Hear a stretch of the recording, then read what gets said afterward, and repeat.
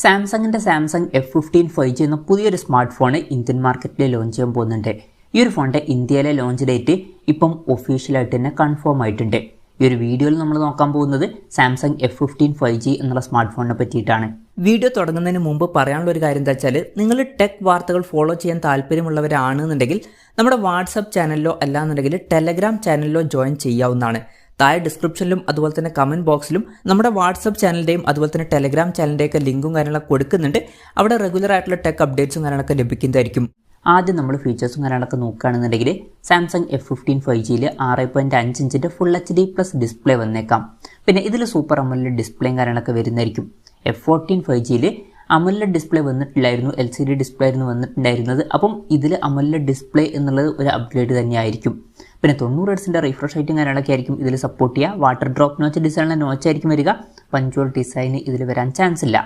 അപ്പം ഈ ഫോണിൽ തിരക്കേടില്ലാത്ത ഡിസ്പ്ലേ ഫീച്ചേഴ്സ് വന്നേക്കാം, പക്ഷേ പഞ്ച്വൽ ഡിസൈൻ ഇതിൽ വരാൻ ചാൻസ് ഇല്ല. പിന്നെ side mounted finger print sensor ഇതിൽ വരുന്നതായിരിക്കും. പ്രോസസ്സറിൻ്റെ കാര്യം പറയുകയാണെന്നുണ്ടെങ്കിൽ MediaTek Dimensity 6100+ എന്ന പ്രോസസ്സറുമായിട്ടായിരിക്കും ഈ ഒരു സ്മാർട്ട് ഫോൺ വരിക. ഈ ഒരു ഫോണിൻ്റെ വില 15,000 രൂപയ്ക്ക് താഴെയായിരിക്കുമെന്നാണ് ഇപ്പോഴുള്ള റിപ്പോർട്ടുകൾ പറയുന്നത്.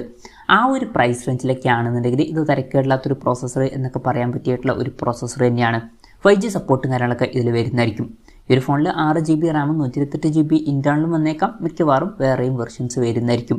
3.5mm ഓഡിയോ ജാക്ക് ഈ ഫോണിൽ വരുന്നതായിരിക്കും. മിക്കവാറും മെമ്മറി കാർഡ് സ്ലോട്ടും ഇതിൽ വന്നേക്കാം. Android 14 ബേസ് ആയിട്ടുള്ള 1 UI സോഫ്റ്റ്വെയർ ഈ ഫോണിൽ വരുന്നതായിരിക്കും.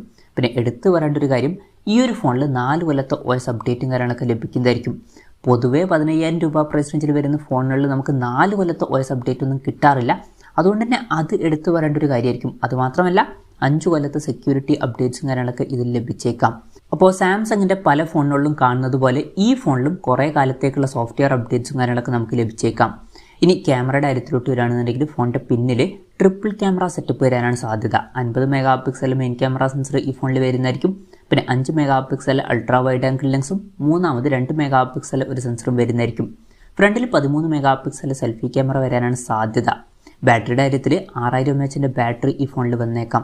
അപ്പം വളരെ കൂടിയ ഒരു ബാറ്ററി കപ്പാസിറ്റിയും കാര്യങ്ങളൊക്കെ ഈ ഫോണിൽ വരുന്നതായിരിക്കും. 25 വാട്ടിൻ്റെ ഫാസ്റ്റ് ചാർജ് സപ്പോർട്ടും വരുന്നതായിരിക്കും. തിരക്കേടില്ലാത്തൊരു ചാർജിങ് സ്പീഡാണ്. Type-C ചാർജിങ് പോർട്ടും ഇതിൽ വന്നേക്കാം. അപ്പോൾ നല്ലൊരു ബാറ്ററി സെറ്റപ്പ് ഇതിൽ വരുന്നതായിരിക്കും. പക്ഷേ ഒരു കാര്യം എന്താ വെച്ചാൽ, മിക്കവാറും ഫോണിൻ്റെ ബോക്സിൽ ചാർജർ ഉണ്ടാവില്ല. ചാർജർ നമ്മൾ സെപ്പറേറ്റ് വേറെ മേടിക്കേണ്ടി വരും. എന്തായാലും ഇതൊക്കെയാണ് ഫീച്ചേഴ്സിനെ പറ്റി പറയാനുള്ള കാര്യങ്ങൾ. ഇനി ലോഞ്ച് ഡേറ്റിൻ്റെ കാര്യം പറയുകയാണെന്നുണ്ടെങ്കിൽ മാർച്ച് 4 ഈ സ്മാർട്ട് ഫോൺ ഇന്ത്യൻ മാർക്കറ്റിൽ ലോഞ്ച് ചെയ്യാൻ പോകുന്നത്. ഈ ഒരു കാര്യം ഇപ്പം ഒഫീഷ്യലായിട്ട് തന്നെ കൺഫേം ആയിട്ടുണ്ട്. പിന്നെ ഫ്ലിപ്കാർട്ട് വഴിയായിരിക്കും ഈ ഫോണിൻ്റെ സെയിലും കാര്യങ്ങളൊക്കെ നടക്കുക. വിലയുടെ കാര്യം പറയുകയാണെന്നുണ്ടെങ്കിൽ ഈ ഫോണിൻ്റെ വില 15,000 രൂപ പ്രൈസ് റേഞ്ചിലായിട്ടായിരിക്കും വരിക എന്നാണ് ഇപ്പോഴുള്ള റിപ്പോർട്ടുകൾ പറയുന്നത്.